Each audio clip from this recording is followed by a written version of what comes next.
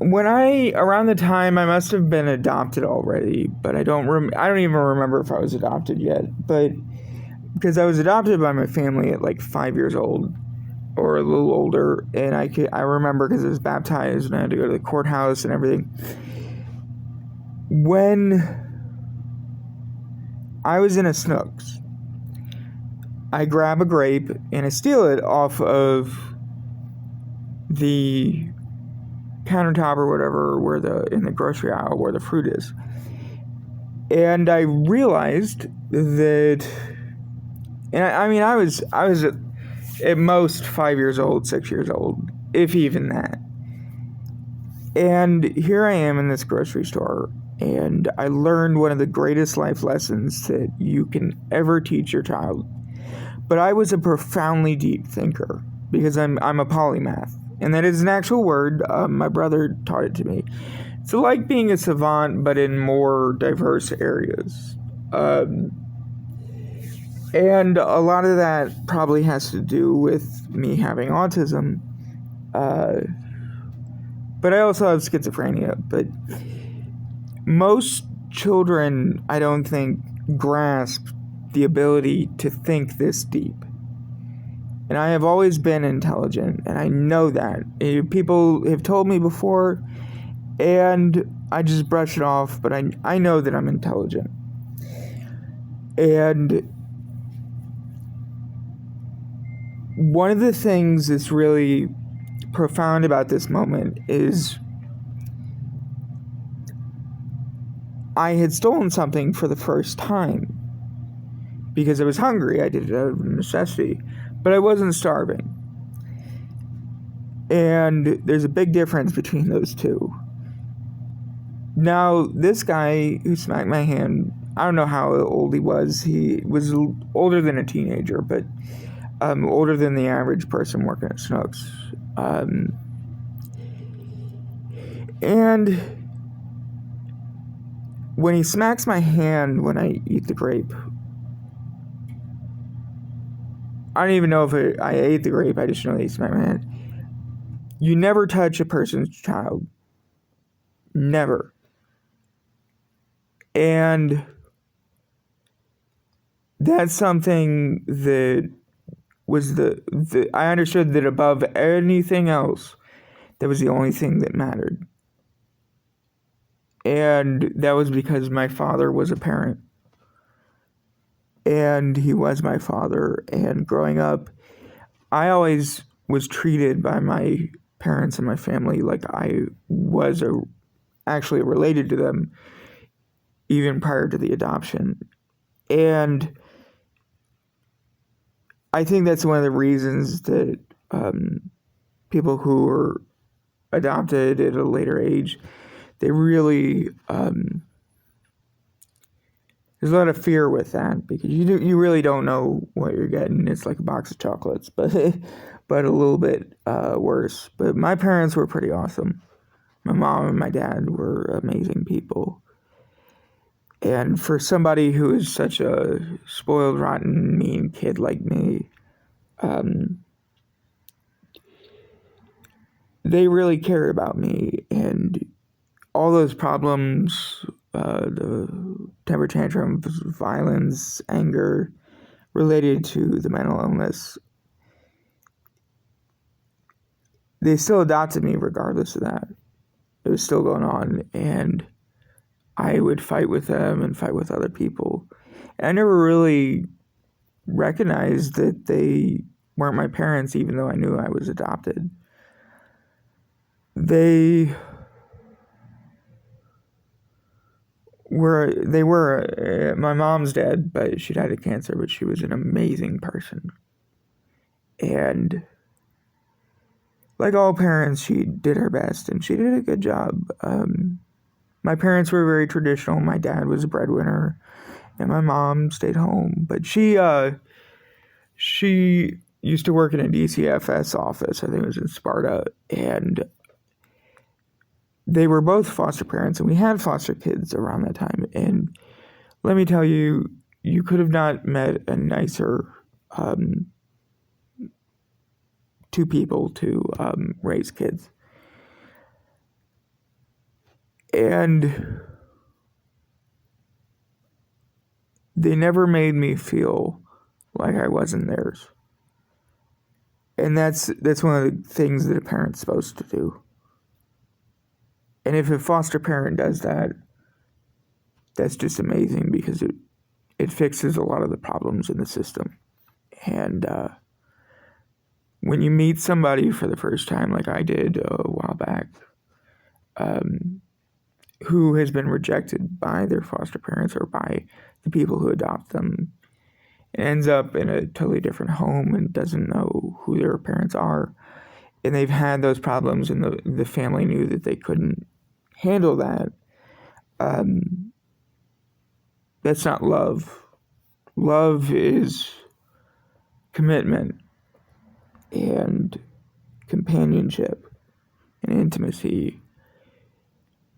My parents actually gave a damn about me. And so if you ever adopt a child, don't ever give them up. If a child calls you father or mother, adopt them. Because you don't get to choose if you're their parent. It could be 10 years down the road, they may have left your foster home or whatever, but they'll always remember that you're their parents. And a lot of people don't really grasp that, who do foster care, or at least I don't think they do. They don't understand that in foster care, your child is the one who says, you are my mom or you are my dad. And a lot of people who are in adoption, who go through foster care, they end up adopted by different people at different ages, and they see a lot of different homes. Luckily, I didn't, but or at least I don't remember it, but yeah, they knew. And so they adopted me, and they adopted my brother, and you never split up siblings. Never. And but their level of commitment to me, even though I was such a rambunctious kind of kid, I was very defiant and stubborn, and I couldn't have hoped for better parents. But the thing that I learned that day, beyond just never touching a child, and that's what parenting meant to my dad. He treated me like I was his child because I was in his care, but also because he loved me. And when I stole that grape, first time I stole something, my dad gets into an argument with this guy, and the guy was thinking from his career perspective that, you know, someone steals a product from the store, that product equals his paycheck. That I didn't get at the time, but I thought about the fact that you never touch another person's kid. You never discipline them without the parents' involvement. Now, my dad was angry about that because that was his social responsibility, was as a parent and a foster parent. Now, I had to learn something in that moment, and I learned that you don't steal from people. And I knew that. I learned that in that moment. It had never occurred to me in that profound of a way. And so I knew I was in the wrong, and that this man was in the wrong, but he was also right. And I couldn't really get that across to my father, that I understood that what I did was wrong, and what this man did by smacking my hand was, he shouldn't have gotten fired for that. I don't know if he did get fired, but he shouldn't have. I do understand what he did wrong, and that excludes anything that I did, because I was a child. But that's the thing, is in that moment I realized that you never take something from someone that doesn't belong to you, no matter how small, no matter how much of a problem it causes for that person, whatever it might be. And the manager came out and he understood that, and I don't think this worker was a parent, and they had never understood what that meant, to be a parent, because you protect your kids above everything else. And I tried to tell my dad that, but he knew the situation better than I could ever have. But at the same time, I knew that what I did was wrong. And my dad didn't have to tell me that. And the guy didn't have to explain it beyond smacking my hand. Because I really thought about, why is this argument going on? And I don't have any kids of my own. But if I did, I know that those are two lessons that you teach every child. You have to be able to learn that and process that stealing is wrong. Because it's about the level of integrity that you have as a person that makes you a good person or not. But to be a good parent, you have to look past a lot of things. But you also have to look at certain things in a much deeper level than a child ever, normally a child is. But this was one of those moments that changed my life forever. Now, about a week later or something, I took like a toffee off of a shelf or something, and I didn't pay for it. I didn't tell my dad that I had it, but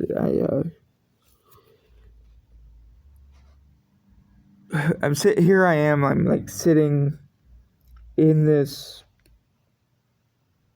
situation where I'm hiding that I'm eating toffee, of all things.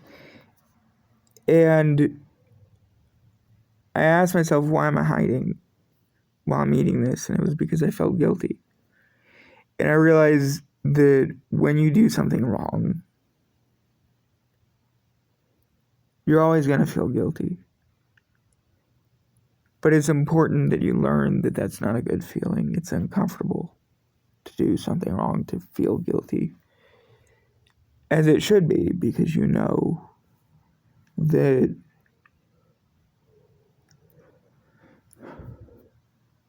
stealing is wrong. And even if someone steals a small thing, a large thing, whatever it might be, you never, ever steal things from people, because that's somebody else's livelihood. That's their paycheck.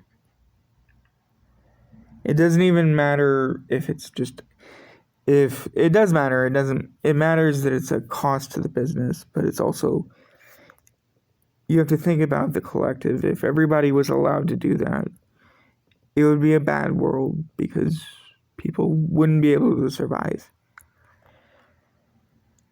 But you never touch a person's child.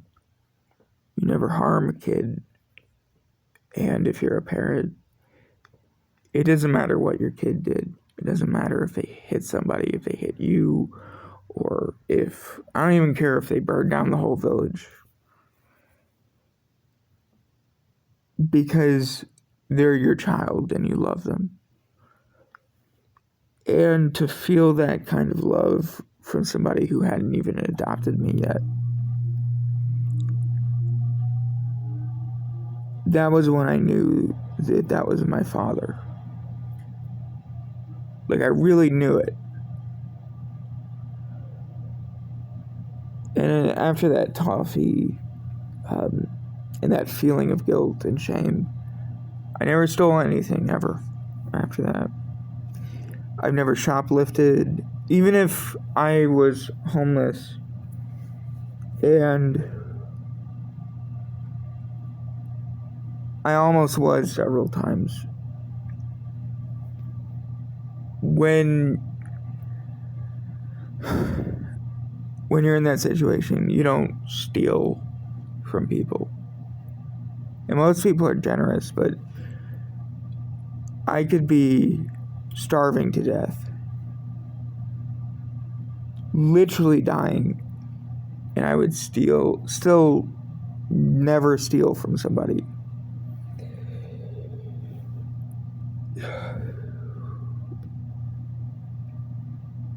And to have that much conscientious objection about something as simple as shoplifting, even the tiniest thing, for a child to think about that at such a young age, it's astounding.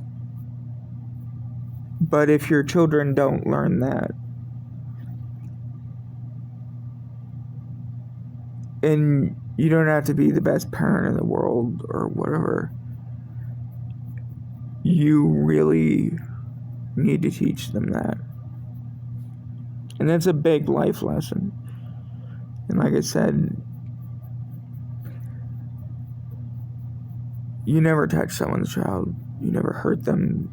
You never do that. Because parents protect their kids. And my mom was the same way as my dad. One of the things that really made me, on the other end, made me really love my mom. And I had memory loss due to ECTs that I took. And psychosis that I've had from the schizophrenia. But it's the weirdest thing I can remember. Was so little, must have been 2 or 3. I can remember my mom holding me and singing me Twinkle Twinkle Little Star, You Are My Sunshine, several other things like that. And I mean, I must have been tiny at that time, not even 1 or 2 years old, maybe 3. And